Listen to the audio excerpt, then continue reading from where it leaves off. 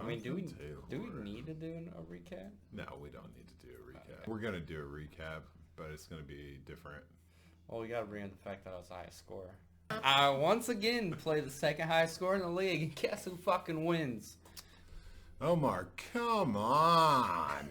Let's look at last week. So the standings didn't change despite the 8th place team losing to me. That's right, I snapped a 3-game losing streak just in time to win the belt. Let's see what I can do. Now that I got little McCaffrey on the bench, DJ Moore decided to phone it in too. Very cool. Dumpster Fire, I'm glad you beat Mike. You locked him out of the playoffs, but then you went back to your losing ways. That's okay. Dobbins. Whoa! How many times are you going to do this, dude? I've heard from a very reliable source that you have now lost 3 games by a margin of less than 3 total points.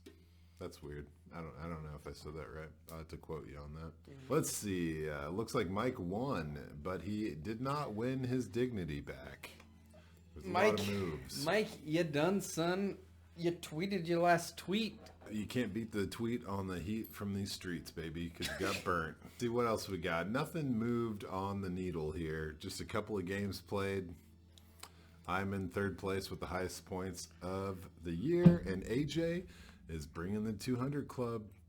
Boom, boom, boom. I'm the highest scorer 2 of the last 3 weeks, boys. I'm the highest score for the entire season. Doesn't matter. You know, it's the holiday season, so we decided it might be nice to give you guys a little something, you know? A couple of 4 of you didn't make it into the playoffs, and we feel bad. It's the holidays, so... I don't feel bad. I don't feel bad at all. It's a holiday season, man. Got a little generosity going on. It's the motherfucking holidays, and we're generous folk. You 4, you're going to have to warm your hearts, you know. You don't have the logs of fantasy fire to keep you going this winter. It is a giving time. Obviously, I gave you James Robinson, and that wasn't enough to get in the playoffs. I like how you tried to bring it together. You were trying to put the pieces together to make it there, and it's the effort. We understand you guys are trying. You know, we understand the less fortunate, the fantasy challenged. We're empathetic, so we wanted to just give back in the holiday season and all. Tyler, I see, you know, cognitive, trying, you know, strategic, putting the pieces in the right place. So we want to give you something that'll help you stay busy while the rest of us are busy in the playoffs. Yeah, that's deluxe. It's a 5-pack. 500 pieces a spot. It'll be a little bit of cognitive genius for you to extrapolate your next moves. Speaking of just bad strategery and coaching altogether, let's move on to Coach K. We got you something as well. Good, dude.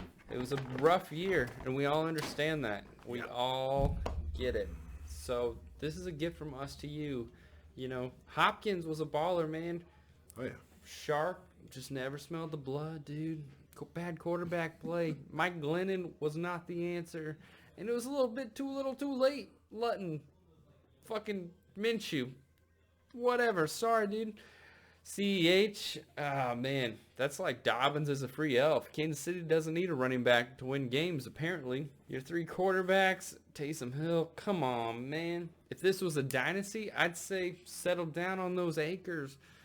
But this is a redraft and you're the commissioner. So I would strongly suggest an alternative.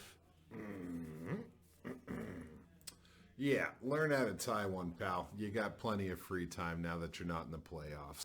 I'm in the playoffs, so I don't have that kind of available free time. But you got the rope now. You clearly don't. So take it from there. I told you I needed to practice my news tying some more. He actually learned it, what was that, week 3 when Dak went down? Oh, my God. Yeah, in Texas, you don't need a news. You just go to the wrong bar. Tyler, Mr. Dumpster Fire, we got a gift for you. We got something. Something that might make it a little easier for you. We want you to know how it feels to beat something. So a little bit of vintage 1970s pornography might be right up your alley. You don't have to try so hard, and the hair's covering the scary parts. Speaking of hair to hide the scary parts, Mr. Mike Harmon. Oh my God. Tried really hard, man, and it was awesome. You did a really good job at trying. I really, really think it's cool of you to just put in that much effort, and I want to make sure you're rewarded for that effort.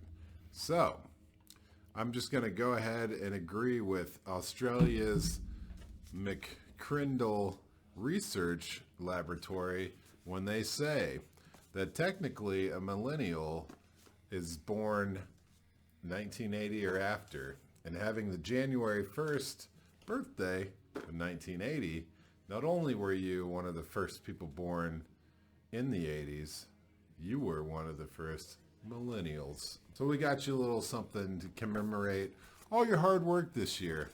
Really proud of you, man. Yeah. You did a good job. You did a really good job. I know you millennials like hearing that you did a great job. Thank you for trying. And we got you this, buddy.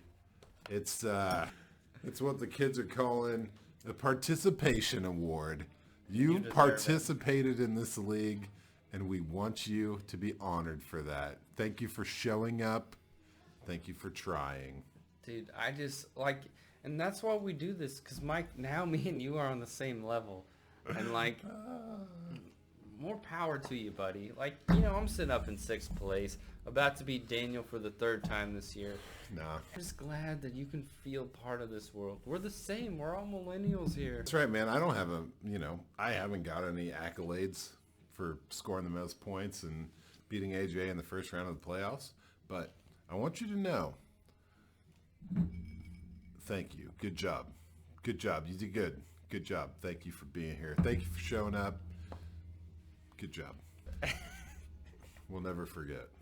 But you got 9th or 11th place. I can't remember. Gee.